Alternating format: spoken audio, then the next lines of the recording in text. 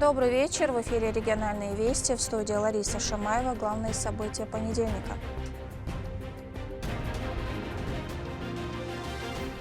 105 лет в авангарде науки и технологий.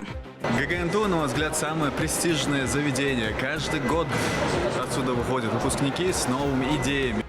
Грузинский нефтяной технический университет празднует юбилей.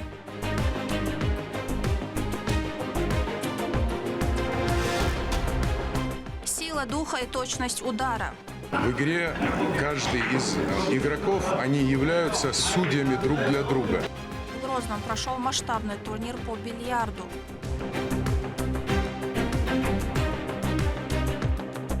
Высокое искусство в сердце Кавказа.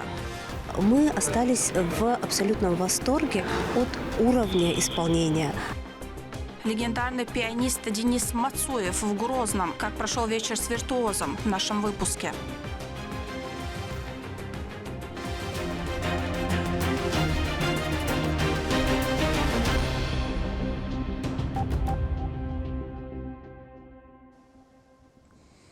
На Константиновском направлении подразделения 78-го мотострелкового полка «Север-Ахмат» успешно ликвидировали группу противника. Аэроразведка 1-го мотострелкового батальона обнаружила перемещение 3 вооруженных противников, после чего по ним оперативно был нанесен удар. Операция прошла четко и результативно, все цели уничтожены. Слаженная работа разведки операторов беспилотной авиации вновь продемонстрировали высокую эффективность подразделения. Об этом сообщил глава Чеченской Республики в своем телеграм-канале.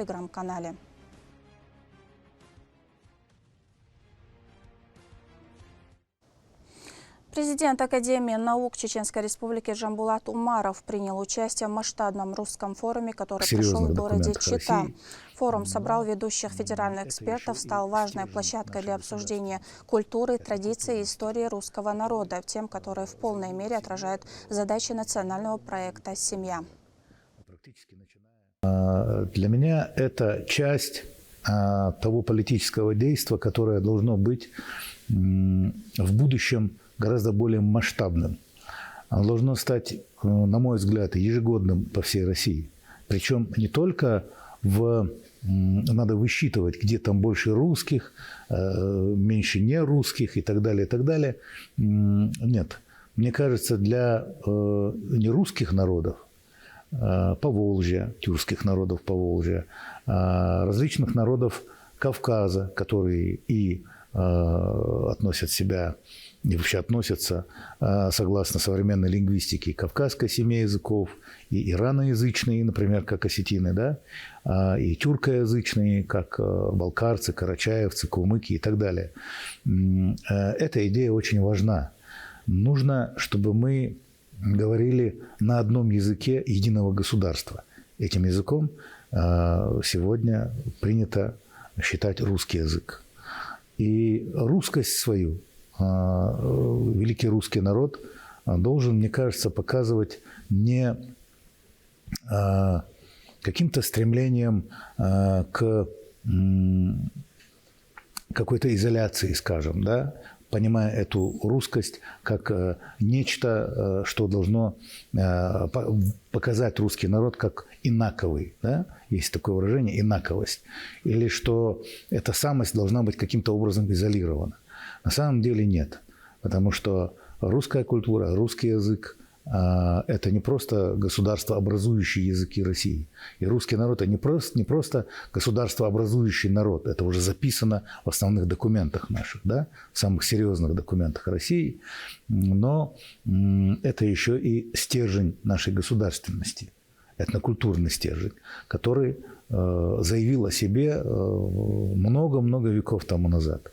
Практически начиная, если уж совсем официально, как историк, я могу сказать, примерно с 9 века нашей эры. Посмотрите, сколько прошло времени с тех пор. И эта важность и народа, и языка берет свое начало аж из истории Киево-Новгородской Руси. Сегодня один из старейших и ведущих технических вузов страны, Грозненский нефтяной технический университет имени Миллионщикова, отмечает знаменательную дату. 105 лет истории, насыщенной открытиями, достижениями и подготовкой тысяч высококлассных специалистов для топливно-энергетического комплекса страны. Как празднует вуз со славной историей и большими планами, в сюжете Рабиат Гайтиевой. В этих стенах зажигаются звезды отечественной науки. Один из них – аспирант Адам Такаев. Его разработка в области прорывных интегральных генераторов уже сегодня получает высокие оценки экспертов. И все это благодаря всесторонней поддержке вуза. ГГНТУ для мужчины стал стартовой площадкой для больших открытий. Мы находимся на улице, подключена у нас солнечная панель, подключен ноутбук. На данный момент у нас заряд электроэнергии идет от солнечной панели. Также параллельно заряжаются аккумуляторные ячейки, которые у нас находятся внутри системы. Чтобы понимать, как рождаются такие смелые проекты, нужно знать историю университета. 1920 год – основание Грозненского нефтяного техникума. Сложнейшие военные, послевоенные годы, которые вуз прошел, не теряя уникальную научно-педагогическую базу и безупречное качество подготовки специалистов. Сегодня это старейший в стране и в мире специализированный нефтяной вуз. Мы знаем, при поддержке нашего лидера Абзана Ахматовича нам удается, скажем так, сформировать инфраструктуру прямо в центре города, в самом топовом месте. И мы завершаем строительство третьей очереди, то есть это завершение строительства кампуса университета, ну и участие, соответственно, в проектах, крупных проектах национального масштаба, таких как передовые инженерные школы, программа стратегического лидерства «Приоритет 2030». Это мероприятия, которые характеризуют университет как вот именно флагманский, технологический университет, который хорошо знает именно масштабы страны и на международной арене. Вот такие у нас задачи. 150 образовательных программ университета покрывают все запросы экономики страны. От традиционной нефтегазодобычи и современной энергетики до IT и урбанистики. Здесь создана среда, где теория мгновенно подкрепляется практикой, а студенты с удовольствием посещают каждое занятие. ГГНТУ, на мой взгляд, самое престижное заведение. Каждый год отсюда выходят выпускники с новыми идеями, открытиями, нововведениями. Здесь постоянно происходит что-то интересное и новое. Мне нравится также его территориальное нахождение, то есть в самом центре удобно, ну то есть в зоне досягаемости. Плюс мне очень нравится корпус и то, что тут хорошо развито мое направление. Я учусь на факультете юриспруденции. При поступлении на данный университет ГГНТУ у вас открывается возможность, первое, это в проектной деятельности. Университет и Хайпарк предоставляют вам ресурсы, чтобы абитуриенты могли развиваться. Сегодня у университета даже есть своя собственная научно-исследовательская лаборатория, оснащенная по последнему слову техники. Доступ к такому ресурсу кардинально меняет образовательный процесс, и преподаватели видят в этом ключевое преимущество. Наш университет располагает современным оборудованием, и тут можно найти наставника, если нужен такой наставник для вашей работы. То есть, если студент, у него есть идея какая-то, любая, скажем, в научной сфере, он может сюда просто прийти и сказать, что вот у меня есть такая идея, вы можете мне помочь? И университет в этом плане ему поможет. Получается, из идеи он может уже внести вклад в современную науку. Опытные профессора, многие из которых и сами выпускники ГГНТУ, передают свои знания новым специалистам. Благодаря их работе университет становится мощным научным центром. Юбилейные торжества в ГГНТУ давно уже вышли за рамки обычных праздников. Прямо сейчас здесь проходит международная научная конференция, посвященная 105-летию самого вуза, а также 35-летию Российской академии естественных наук. Ученые, эксперты и промышленники со всей страны и рубежа собрались, чтобы обсудить самые актуальные вызовы и перспективы. И то, что площадкой их встречи стал именно Грозненский государственный нефтяной технический университет, лучшее доказательство статуса вуза, как одного из научных лидеров России. Университет, он имеет большие успехи, очень такую сложную драматическую биографию и очень известен в широких кругах. У нас в стране, за рубежом, много студентов, хорошие связи. Ваша деятельность, она диверсифицировалась, вы все больше и больше развивали новых направлений. во имя, как говорится, Республики Чеченской, во имя нашей большой России и во имя, конечно, научно-технического прогресса. Так из года в год, из открытия в открытие здесь создается будущее. ГГНТУ – это место, где наследие прошлого служит топливом для идей нового поколения. А 105-й юбилей – лишь яркий старт в следующее столетие российской науки. Рабиат Гайтиева, Магомед Басаев, Магомед Тутаков. Вести, Чеченская Республика. В Чеченском государственном университете всероссийский флешмоб по математике МАТКА-2025. Участники вместе с тысячами школьников, студентов и взрослых по всей стране проверяли свои знания и логическое мышление в нестандартных математических заданиях. Проект направлен на популяризацию математики и уже много лет собирает тех, кто хочет убедиться, что считать интересно. На площадке ЧГУ флешмоб прошел в офлайн формате и вызвал большой интерес у участников. Организаторы отметили высокую активность жителей региона и подчеркнули, что МАТКАТ помогает сделать науку ближе и понятнее. Участников с каждым годом все больше. На нашей площадке сегодня больше 150 участников проходит. Задания там разные, больше на логику, но есть и на решение различных задачек и примеров. Но больше на логику, особенно вот там 4 уровня сложности, и участник сам выбирает, какой уровень ему подходит. И все 4 уровня сразу отдаются участнику, он просматривает и выбирает тот уровень, который ему по силам. Забота о здоровье нации – один из ключевых приоритетов. В Грозном прошла масштабная акция по бесплатному тестированию на ВИЧ. Ее цель не только раннее выявление заболевания, но и повышение информированности граждан о важности регулярной профилактики. Зачем нужны такие мероприятия и что важно знать каждому, расскажет Ахмед Рамазанов.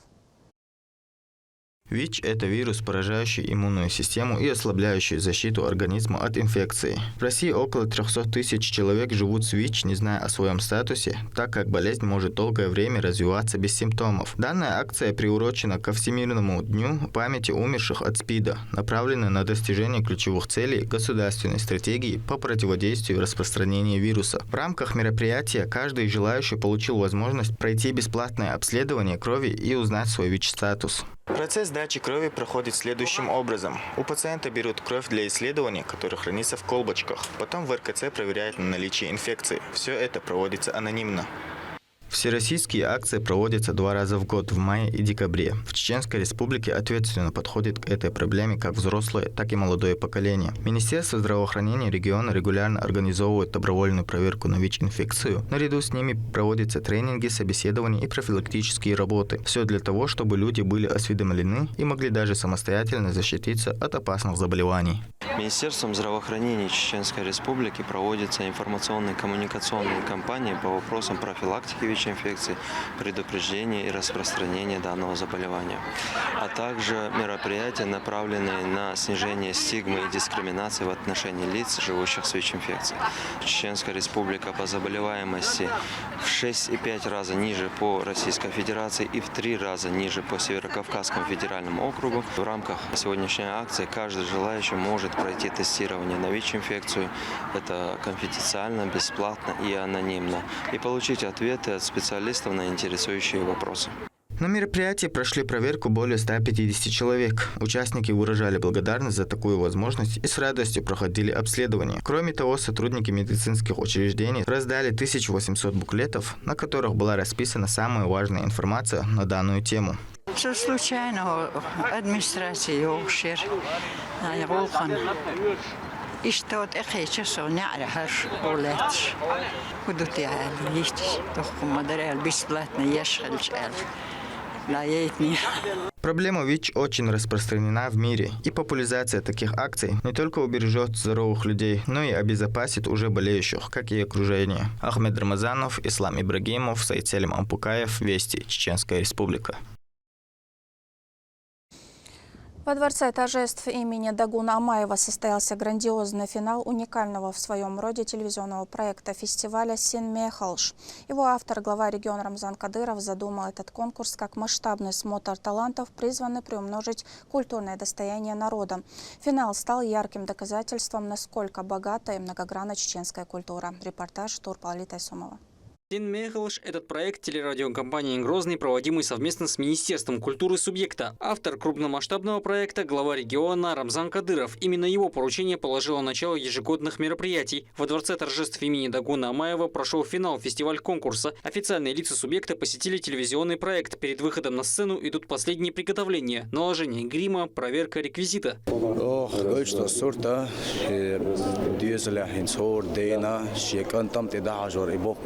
أي جنبه دلح وخر شيخ خيتر تسقول شيك أنت صحيح خردو يحتل يحتبلنيق عداقو يشبلنيق ديريوخا موال دايما كنش أغو اشتيوخ تصير. Из 17 команд в финал вышли 4, представляющие город Грозный, Аргун, а также Шатойский и Шалинский районы. В рамках первого конкурса на сцене демонстрировались миниатюры, показывающие быт и ситуации в современных чеченских семьях и обществе.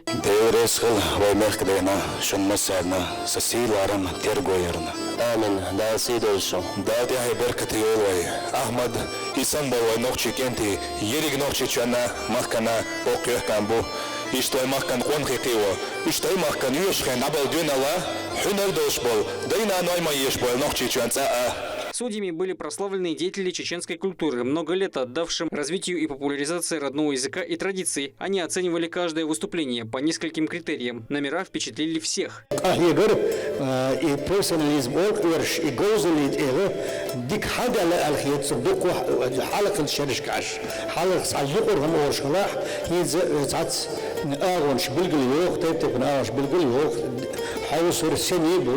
دكتيدن ويش بو يس دش بو مسلم لك سنة تعبون كان إزال تعرش كنا وين خلك خوشدو شكرا عندك أصل وشيء يدور وين ودك لوزا بالبلو ورش وين ودك إلش آلا بالبلو تصير جوز الحالية اللي جري عبون كان خلش دولز سأتشوه.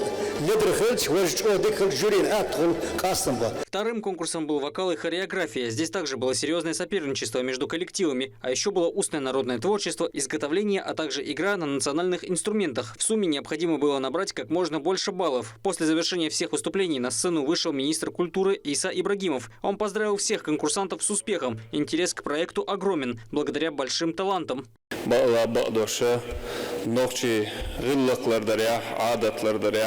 نقطة معطلر بريا حباشة جنر دويندا بوار أقرأ درجة بركة ونوزداني تشدوش جنا دو يق ناتو أبان الريحة كولتوري وتقام دات سلا إدشنش ودو حلي باتشا لغازة طوبة دولتن أعمل عجي إدشنش لو تانش لرديش حواشة لدريز خلا ومهك دا رمزان عجيبو أقرأ سوى شيء زر إسو شراشي أمر تسيبيل قلده قنا نقطة غلق لردريحة هر سن ميخل شالله تلفزيون بروجكت يوك چاني كويوك عبدا لاتسا يليت ازر جرق دونا كولتور بلوابو تاقا كولتور دمشقا حوسنا 900 тысяч исов адамду тақа телевизионный интернет ресурс ютуриац тақа хартанденага шибаи дезда исол санкитер игра дуд тандауштек тақа цухугойдалча танак астандона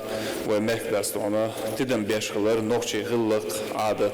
Вскоре началась церемония награждения. Третье место досталось Шатойскому и Шалинскому району. Награды передали главы муниципалитетов Руслан Акаев и Турпал Али Ибрагимов. Помощник главы Чеченской Республики, министр субъекта по национальной политике, внешним связям, печати и информации Ахмед Дудаев отметил, что присутствие команд в финале для них уже большая победа, а благодаря руководителю субъекта проект 17 лет приносит полезные плоды.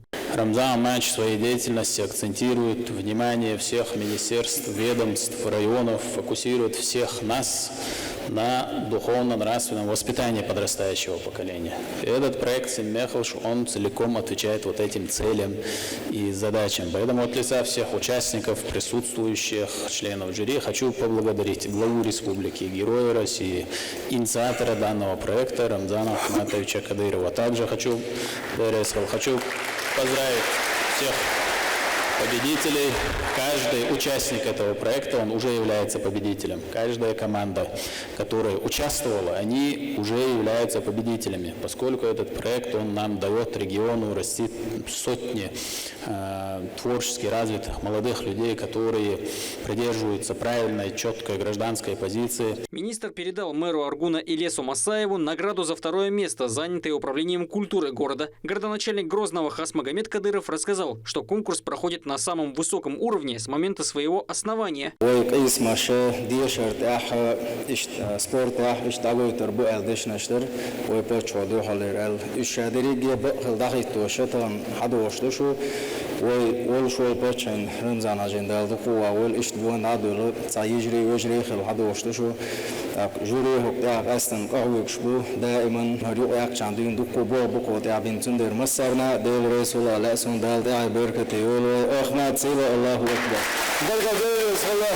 Победу в фестиваль-конкурсе завоевал департамент культуры мэрии Грозного. Кроме того, ребята получили денежное поощрение в размере 1 миллиона рублей.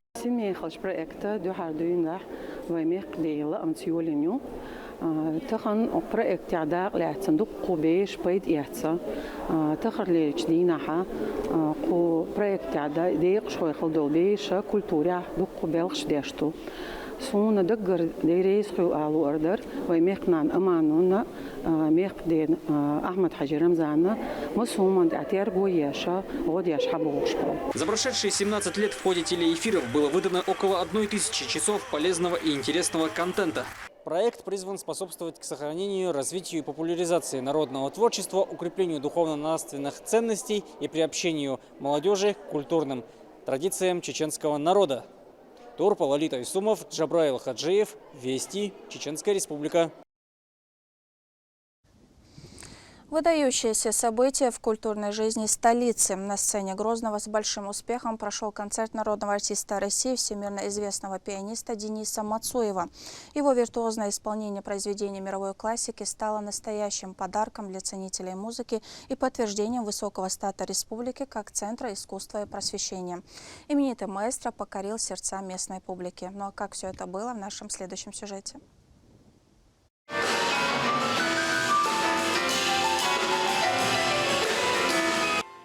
Первые звуки – мягкое прикосновение Мацуева к клавишам, за которыми вступает ударный и глубокий контрабас. Так начинается программа «От классики до джаза», которую в Чеченской филармонии представил народный артист России, один из самых востребованных пианистов мира Денис Мацуев.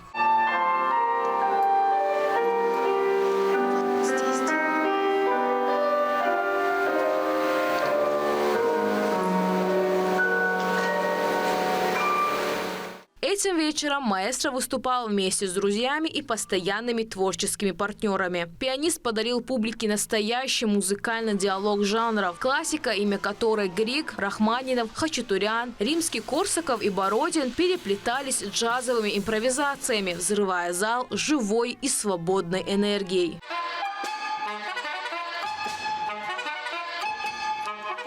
12-летний Владимир Сьянов стал настоящим открытием концерта. Несмотря на свой юный возраст, он уверенно держался и звучал удивительно профессионально. Его флейта добавила программе чистоты и невинности.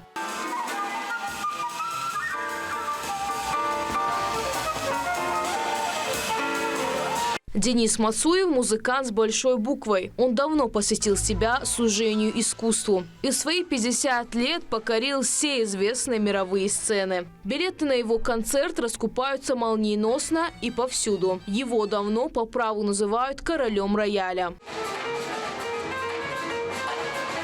В Чеченской Республике пианист уже во второй раз. Послушать артиста приехали гости даже из соседних республик. Мы приехали на концерт Дениса Мацуева из Махачкалы. Мы преодолели этот замечательный путь для того, чтобы насладиться импровизациями великого пианиста, не побоюсь этого слова. Мы остались в абсолютном восторге от уровня исполнения. Нам невероятно понравилось все то, что мы услышали. Жители региона приезд восприняли не менее восторженно. Некоторые впервые познакомились с творчеством артиста. Другие же долгие годы ожидали концерта маэстро, и эмоции от посещения у них зашкаливали.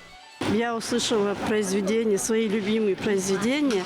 Это первое, значит, танец саблями Хачатуряна, потом полет шмеля, самых любимых с детства, которые меня впечатляли. И вдруг на нашей сцене в Грозном играет сам Денис Мацуев. В год артист дает примерно 250 концертов по всему миру и неизменно поражает публику своей энергетикой и глубиной прочтения. Это был мой первый концерт. Я пришла сюда с близкими людьми, с матерью и была просто счастлива. У меня было настолько много всплесков эмоций, чувств, и я не ожидала увидеть настолько грандиозное выступление Мацуева. Я просто расплакалась. И тяжело как-то сдерживать свои эмоции, тем более в таком зале. Наша съемочная группа успела пообщаться с Денисом Леонидовичем за кулисами. Маэстро рассказал, что такое джаз для него и чем программа этого года отличается от того, что он показывал в Грозном, но 3 года назад. Эта программа отличается от любой другой, то что каждый раз это все новое. Это здесь и сейчас, как говорят джазмен. Я не могу себя назвать джазменом, я очень люблю этот стиль музыки. Наша программа – это сплетение разных поколений, разных направлений.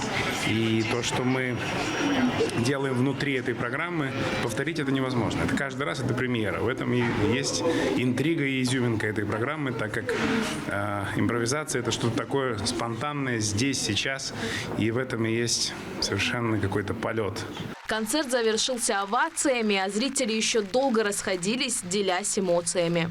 Именно так, стирая все границы между эпохами и жанрами, Денис Мацуев, он доказывает, что живая музыка – это всегда диалог и импровизация. В Грозном этот диалог состоялся, и его искра, мы уверены, она надолго останется в сердцах зрителей, но только до следующего концерта. Рабиат Гайтиева, Магомед Басаев, Вести, Чеченская Республика. В Грозном на педагогической конференции обсудили вопросы формирования функциональной грамотности, повышения результативности обучения в начальной школе. Встреча собрала на одной площадке учителей, методистов и специалистов в сфере начального образования. Участники отметили, что в условиях быстро меняющегося мира важно не только давать детям знания, но и учить их применять в обычной жизни, развивать мышление и самостоятельность. В рамках конференции прошли мастер-классы, на которых в живой и понятной форме продемонстрировали, как улучшать читательскую и естественную грамотность. Своим выступлением на конференции по функциональной грамотности я хотела показать именно практические приемы, как использовать эти приемы на уроках начальной школы, насколько функциональная грамотность связана с обновленными стандартами, и именно хотелось, чтобы учителя начальной школы на практике начали работать и применять приемы, которые я им сегодня осветила. Эти приемы, они не просто показывают результат, а эти приемы именно работают на то, чтобы развивать функциональную грамотность у детей начальной школы, учить их жить и применять знания в жизни, которые они получили на уроках. Тишина, сосредоточенный взгляд, точный удар. В столице прошел турнир по бильярду в дисциплине «Московская пирамида». За звание сильнейшего сражались лучшие игроки региона. Несколько дней напряженной борьбы, безупречной точности и выдержки. Кому досталась победа и как проходили соревнования, в репортаже Лейлы Муртазовой.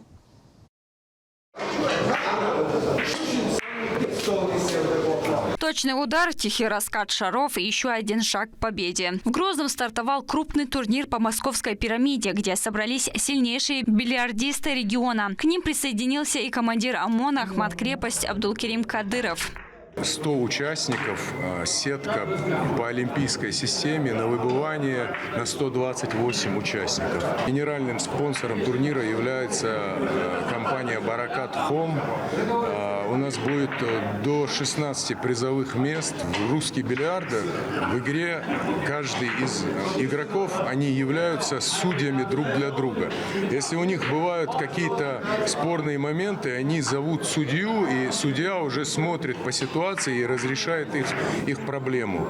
Участие принимали около 100 спортсменов. Игра проходила по олимпийской системе выбывания. Матчи шли до 3 побед. Самый юный участник этого турнира – 23-летний Тамерлан Эль-Хаджиев. Он играет с 13 лет. Для него бильярд больше, чем хобби. Турнир мне очень нравится. Настроенно играю.